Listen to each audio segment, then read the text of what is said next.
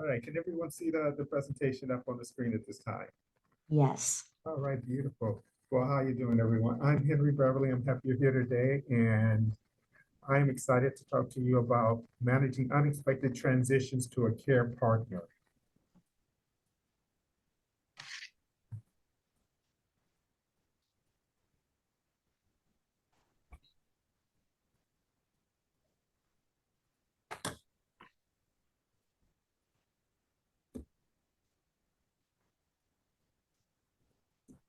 Here we go.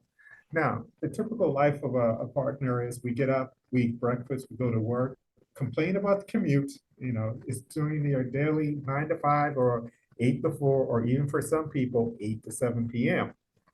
You converse with your friends and family, but I had a special other task. I had the pleasure of always taking my wife to the airport for her assignments and picking her back up. And it was pretty routine and normal. Then all of a sudden, something happened different on one of the trips. When I took her to the airport for the first time ever, I didn't get that kiss at the TSA gate. Something was strange. Something that was a whole different transition. So when I went home that evening, something just felt out of place. So then came that unexpected transition. 2 a.m. in the morning. No call at 2 a.m. in the morning is a good call. I mean, I think everyone can agree on that. You start worrying a little bit.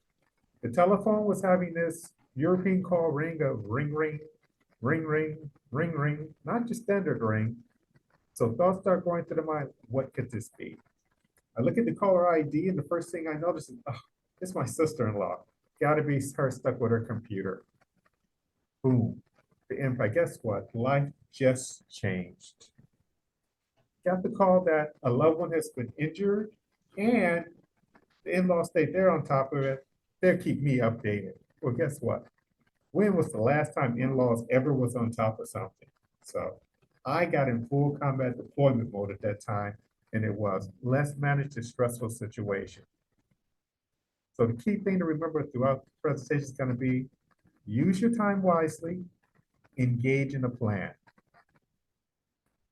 In the military, they always talk about leadership, having the fortitude to be the person to take action. But also, you're talking about training management, how to manage things, communications, speaking to individuals from various different levels in the organization and how to interact with them, and program management, how to manage various different tasks simultaneously or be able to queue them so that you're able to work and manage the task. Operations, how to be able to execute and be successful. And finally, above all, readiness. You can't prepare for everything, but there's some things you can do that will help you make the tough jobs look easy. So for me, I found out the secrets to success being polite, professional, control your emotions, create a plan to make the most of a bad situation, have a good cry, then engage in the challenge. I know many people are going to say the first immediate action they do is get on the next airplane. I'm going to tell you, no, stop, put the brakes on. Get a glass of water, sit down, take out a pencil, pen, paper, devise a short-term plan, and then bounce your idea off someone trustworthy, someone who's not emotionally involved in a situation, who can think with a clear head and help you have a clear vision of what you need to do. When it comes to managing that stress, as you engaged in a learn plan, you're going to do an assessment. So find out what has happened to your loved one. Locate where your loved one is. In my situation, I didn't know if my loved one was in Switzerland, France, Germany, or the UK, or Austria. Obtain reliable status update and prognosis assessment. Get rid of the middle person. Really, get as close to the source of information that's reliable as possible, and then use your time wisely when you get that information to formulate a knowledgeable plan. And remember, the clock is ticking. Their life is at stake. So, for an immediate action, I recommend you contact medical professionals immediately, locate the medical professionals, let the professionals know your wishes. Be firm, concise, and communicate with compassion. Let them know this is your loved one, you care about them, and you want them to be healthy and to come out with the best possible outcome possible. Martina's family had already given to terminate the life. So had I not communicated quickly, I mean immediately, with the medical staff, Martina would be dead. They would have pulled the plug. So we would have been looking at 1967 to 2019. But instead, I felt she wasn't through yet. I felt she wanted the chance to fight. Like Muhammad Ali says, don't give up. So I got out my to-go bag. That's my pre-packed bag.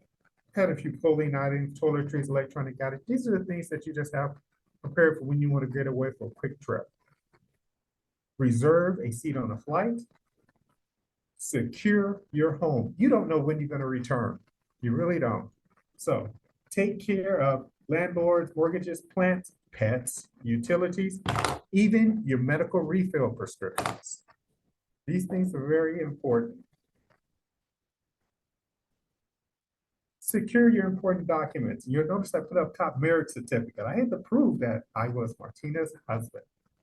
Birth documents, identification for driver's license, IDs, passports, visas, and all your data that's pertinent to you, passwords and things, put that information inside an electronic document that you can carry with you, because where you're going, you're not going to be able to reach back to papers or go online and no longer know how to log in.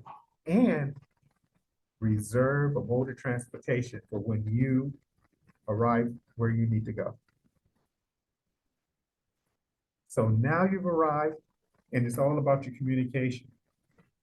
Give people the power to help you. Give them the knowledge of what's going on, the information, the power of attorney if needed, etc. Inform your employer and your spouse's employer what's happening at this time. Martina's, my loved one, employer was already looking for Martina prior to me contacting them, because they wanted to know why she had missed 2 meetings. For me, I had to pass on security codes and authorization hands-off for my staff to be able to continue their activities. And activate your network. These are the individuals that are going to provide the foundation for you to be successful. I know you think you got your life in order. Well, guess what? No one ever does, not 100%. The emergency binder is too big to take. You didn't do the laundry, so that means you got to go deeper in the wardrobe to get items out that you're going to need. It's hard to get to that ready to go bag. It's buried in the garage, it's buried in a back room in a closet or something. Well, start getting toward it. Everyone's asleep. It's late at night. Remember, you got the call at 2 in the morning. That means you network them have to go global. Where the sun is rise at, ask those individuals and those, so what can they do to help you? And this surprised me most of all. I needed to ensure I had sufficient funds to be able to take care of any medical costs when I arrived, and only to find out the Patriot Act kicked in for certain dollars amount when you try to do transactions.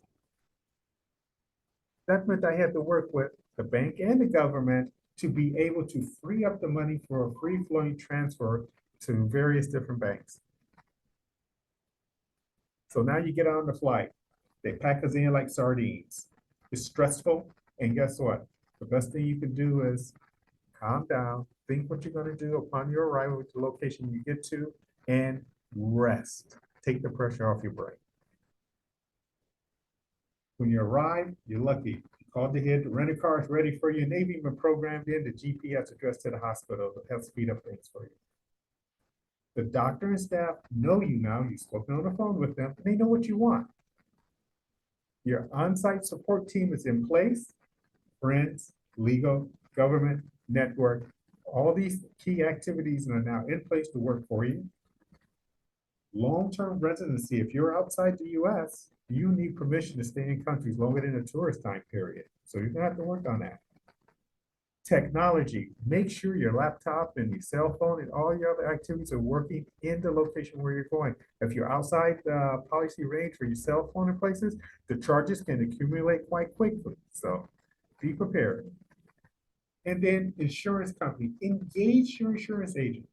You got that long-term built-up relationship with them. Make sure they have all of the packages and healthcare plans and everything ready for you to be able to use and present. And remember, right now you got the doctors at your fingertips.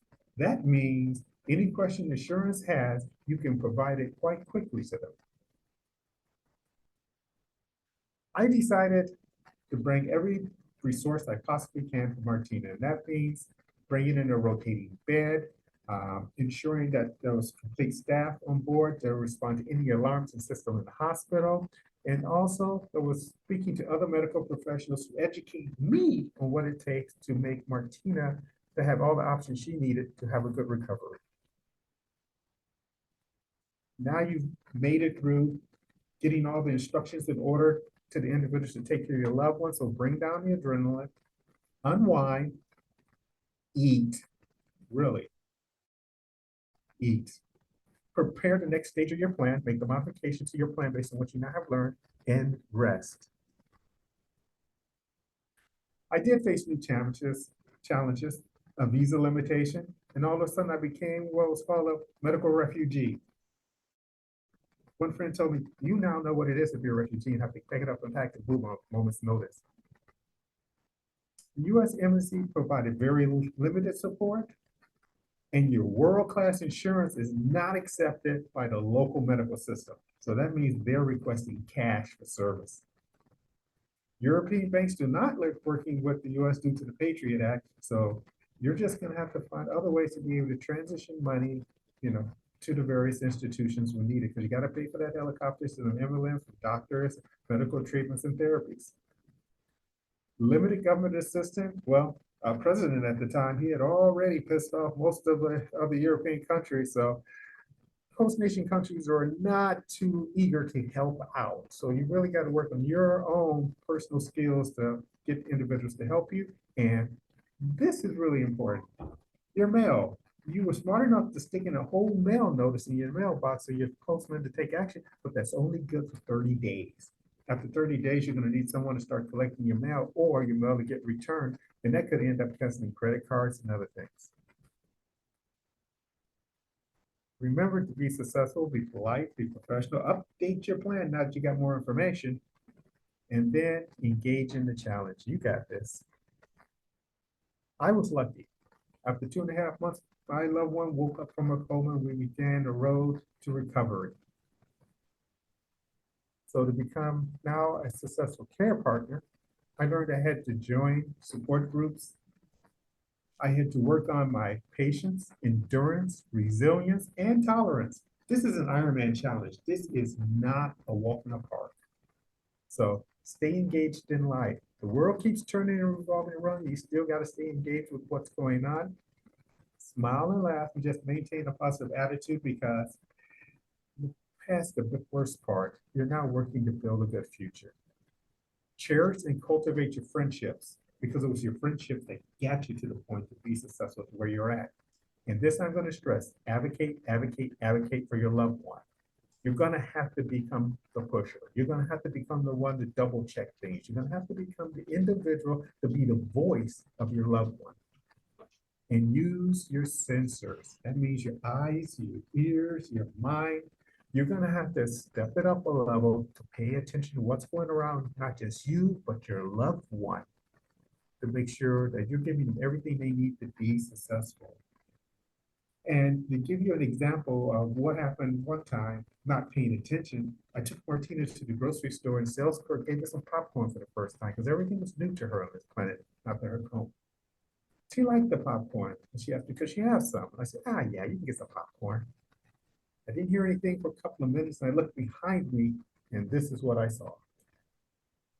Yep, she liked popcorn. She had found something new that she truly, really loved. So how could I say no? But it taught me, pay attention to what your loved one is saying, what their actions are, and what they want. Try to limit the surprises. If you're tuned in and what's going on, you can help smooth out the transition phase of being a loved one to a care partner. So the key success for the partner is take care of yourself. listen to trustworthy people, have a good population of people around you, and pets. Pets know when things are going wrong, something's bothering you, and they're going to try to comfort you, and maybe even just give you that look in the eye that says, do something else. Engage with support groups and leverage your network. That's the thing that's going to ensure you have a good chance of being successful. And you cannot be successful without your network team. So outstanding support partners is important, but the medical professionals, entrepreneurs, professional friends, and new acquaintances are going to be the new network that keep you going towards in the future. I just want to point out for me, my network became Dr. Eric Kendall, a Nobel Prize winner in neuropsychology. My network tracked him down in Europe, and I then found a way to have a one-on-one with him to discuss Martina's case of her health and what steps would be best to take for her to get well. Mr. Eric Lynn, he was able to help us break out his Rolodex and get his contacts in Europe. When I hit the ground running, I had legal representation at the hospital help me. Mr. Michael Gleisch, we lost him just a few months ago. This gentleman was critical for helping me with the hospital care and helping me with the German government.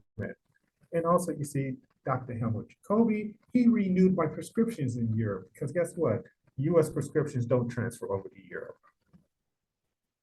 So in addition, I was able to be comforted and given a lot of medical information and support from Ms. Nurse Tanya and her husband, Mark Bond, that was able to give me insights on how to properly care for my loved one while they were transitioning to different stages in the hospital.